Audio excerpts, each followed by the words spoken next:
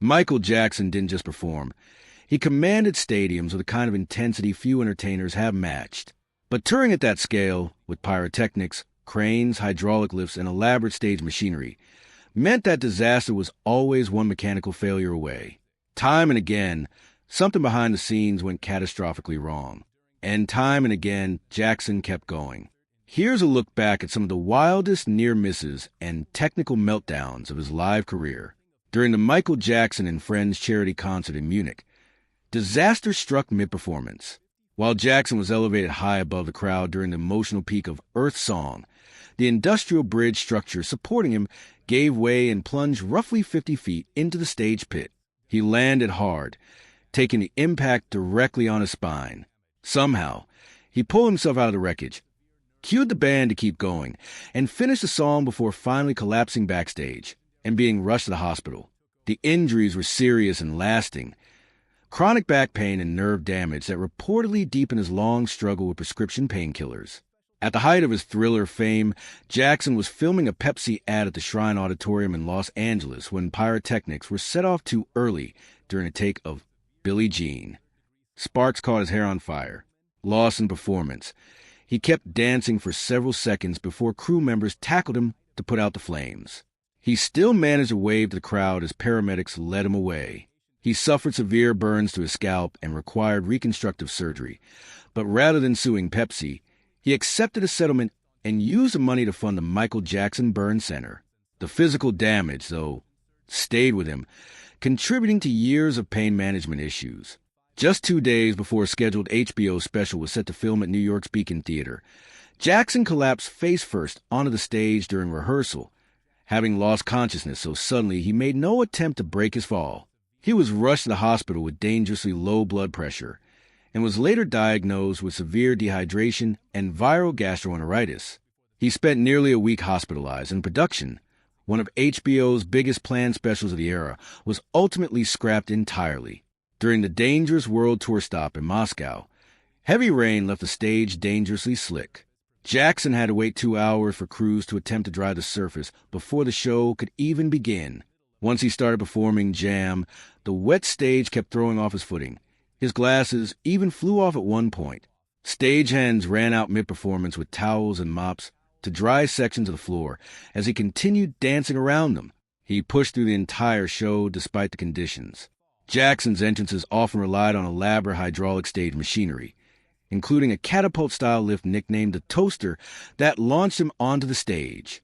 During a show in London, the hydraulics jammed halfway, leaving him stuck in full view of 70,000 fans. The crew's solution was to plunge the entire stadium into darkness while technicians scrambled to free him. The moment the lights came back up, Jackson sprinted to center stage and picked the choreography back up as if nothing had happened. During a show in Bremen on the History Tour, a massive crane meant to lift Jackson above the crowd during Beat It locked up completely after the song ended, leaving him suspended in midair with no way back down. Technicians had to resort to manually cranking the mechanism to override the hydraulic lock. Jackson waited it out by waving to the crowd until the platform could finally be lowered. At a show during the History Tour, Scream, a song built around explosive opening, instead opened with dead air. The backing track failed to start, and Jackson's microphone stayed off during the intro, leaving the crowd staring in an awkward silence instead of the intended burst of energy. After a couple of minutes, the technical issue was resolved and the show carried on, but the moment became one of the tour's more memorable mishaps. During a performance of Earth Song at Seoul's Olympic Stadium, Jackson was suspended roughly 30 feet in the air on a hydraulic crane when an overexcited fan broke past security and climbed onto the crane's steel framework, rather than risk the fan falling by trying to push him away. Jackson wrapped his arms around the man to hold him steady, continuing to sing while effectively acting as a human safety restraint for more than 2 minutes until the platform could be lowered and security could remove him. During a New Year's Eve performance in Brunei, the backing instrumental for Scream played correctly, but the pre-recorded lead vocal track failed entirely. Instead of stopping the show, Jackson simply sang the first verse live through his headset mic to cover the gap until the recorded vocals kicked back in. The famous 45-degree forward lean that defied physics wasn't magic. It relied on specially rigged shoes that locked into pegs built into the stage floor. On nights when the timing was off and the shoe didn't lock in properly, Jackson had to recover his balance almost instantly to avoid falling flat. Because the illusion depended on split-second footwork, these near misses happened in front of massive crowds without most people ever realizing how close the trick came to failing. Not every crisis played out on stage.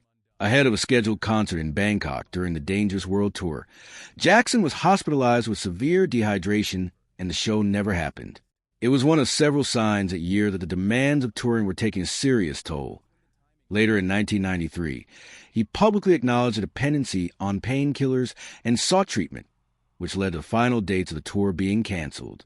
During one otherwise flawless performance, a microphone stand became unexpectedly uncooperative mid-routine, threatening to throw off his carefully choreographed movements.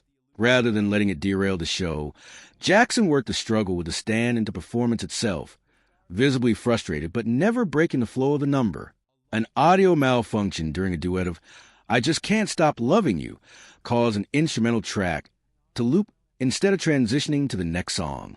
Jackson ad-libbed a line directed at his musical director, Brad Buxer, joking about the glitch. Over time, internet retellings distorted the moment into a myth that Jackson had furiously fired Buxer on the spot. In reality, Buxer continued working as his musical director for years afterward. During rehearsal for the Bad World Tour, a backstage power surge knocked out both the lighting and the backing track in the middle of Thriller, a routine that depended heavily on tightly synced cues for the dancers in elaborate masks. With the stage plunged into darkness, Jackson guided his dancers through the choreography purely by calling out vocal cues until emergency power kicked back in. During a live performance on the Dangerous Tour, a trap door built into the stage for a themed set piece opened prematurely while Jackson was mid-step, nearly sending him down into machinery below the stage. He spotted the gap in time, leapt over it, and folded the jump seamlessly into his choreography, turning a potential accident into what looked like an intentional move. Before his iconic entrance at the 1993 Super Bowl halftime show, a hydraulic lift meant to launch him onto the field jammed.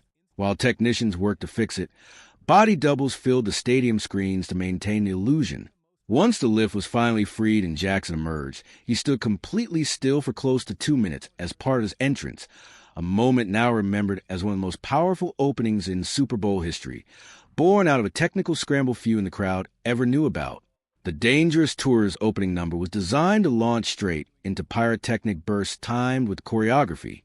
During one show, the flash pots failed to fire, leaving the stage dark and silent at the exact moment it was supposed to explode with energy. Jackson didn't wait for fireworks crew. He launched straight into the choreography in the dim light and signaled the band to bring in the music, turning the failure into an unplanned but seamless opening. Weeks before his death, during rehearsals for the This Is It shows at the